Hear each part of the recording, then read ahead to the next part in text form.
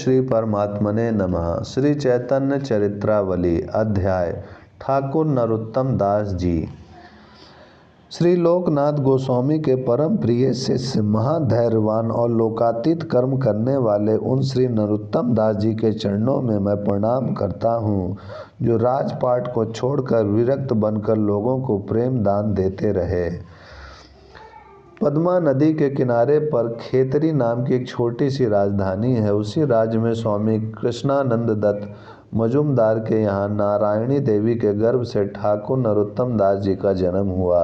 यह बालकाल से ही विरक्त थे। घर में अतुल ऐश्वर्य था, सभी प्रकार के संसारी सुख थे, किंतु इन्हें कुछ भी अच्छा नहीं लगता था। ये वैष्णवों के द्वारा श्री गौरांग की लीलाओं का श्रवण किया करते थे। श्री रूप तथा सनातन और श्री रघुनाथ दास जी के त्याग और वैराग की कथाएं सुन सुनकर इनका मन राज्य परिवार तथा धन संपत्ति से एकदम फिर गया। ये दिन रात श्री गौरांग की मनोहर मूर्ति का ही ध्यान करते रहे। सोते जागते उठते बैठते इन्हें चैतन्य लीलाएं ही स्मरण होने लगीं। घर में इनका चित्त एकदम नहीं लगता था, इसीलिए ये घर को छोड़कर कहीं भाग जाने की बात सोच रहे थे।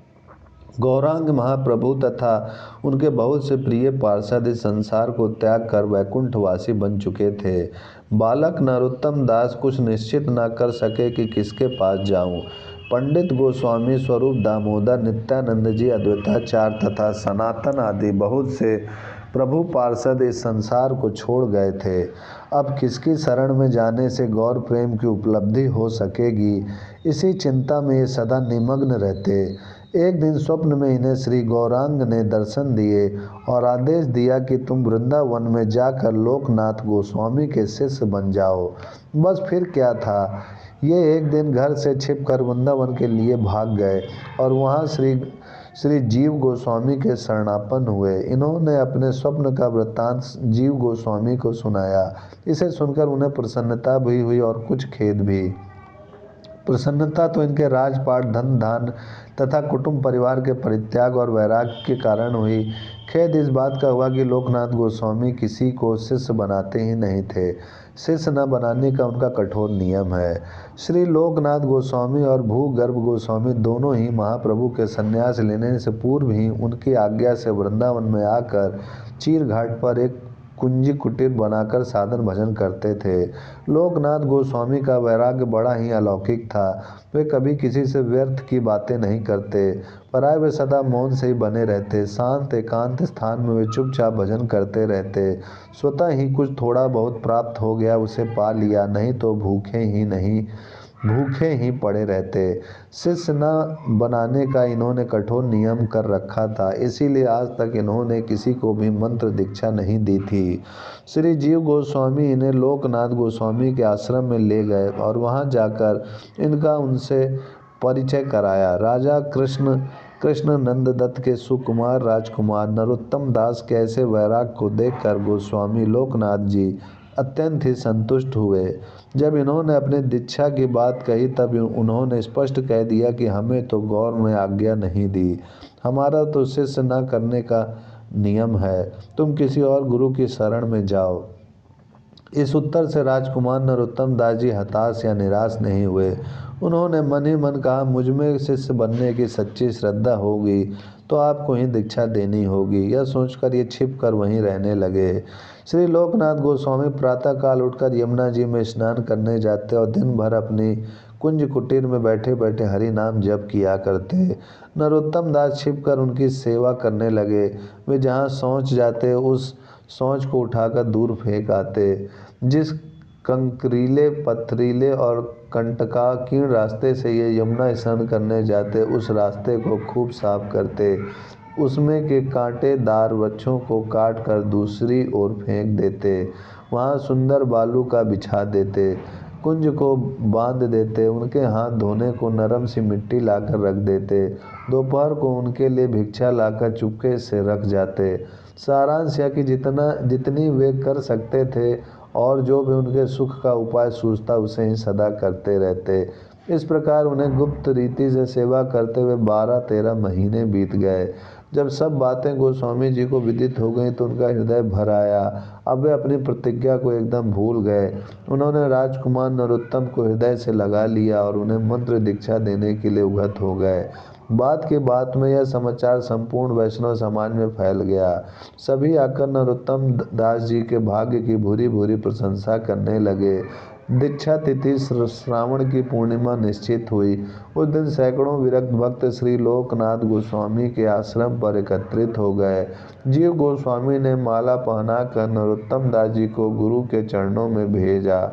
गुरु ने पहले उनसे कहा, जीवन भर अविवाहित रहना होगा, सांसारिक सुखों को एकदम तिलांजलि देनी होगी, मांस मछली जीवन में कभी न खानी होगी। नतमस्तक होकर नरोत्तम दास जी ने सभी बातें स्वीकार की।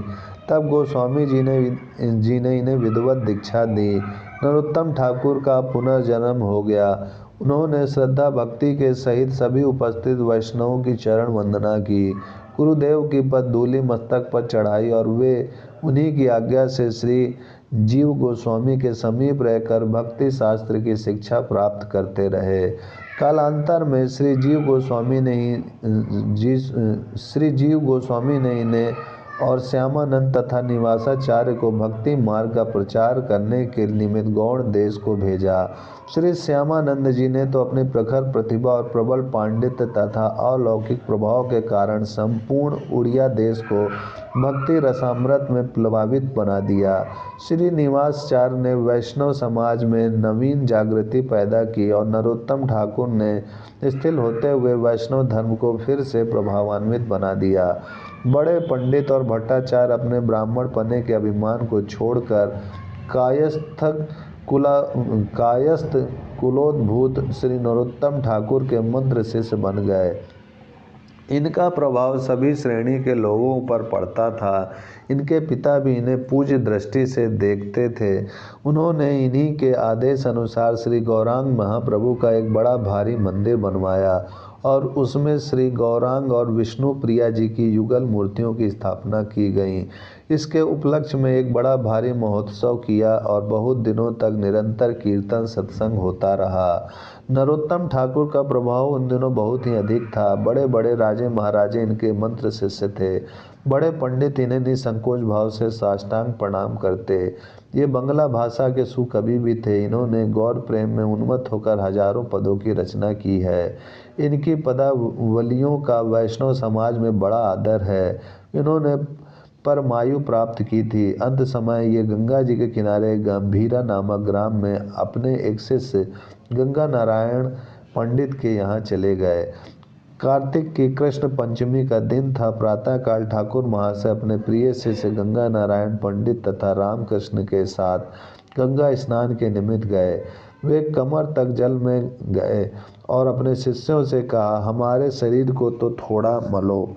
शिष्यों ने गुरुदेव की आज्ञा का पालन किया। देखते ही देखते ठाकुर महाशय का निर्जीव शरीर गंगा माता के सुशीतल जल में गिरकर अटखेलियां करने लगा।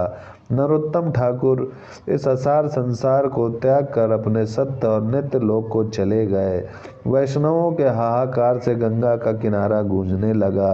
गंगा माता का हृदय भी अपने लाडले पुत्र के शोक से उमड़ने लगा और वह भी अपनी मर्यादा को छोड़कर बढ़ने लगी। ओम शांति शांति शांति।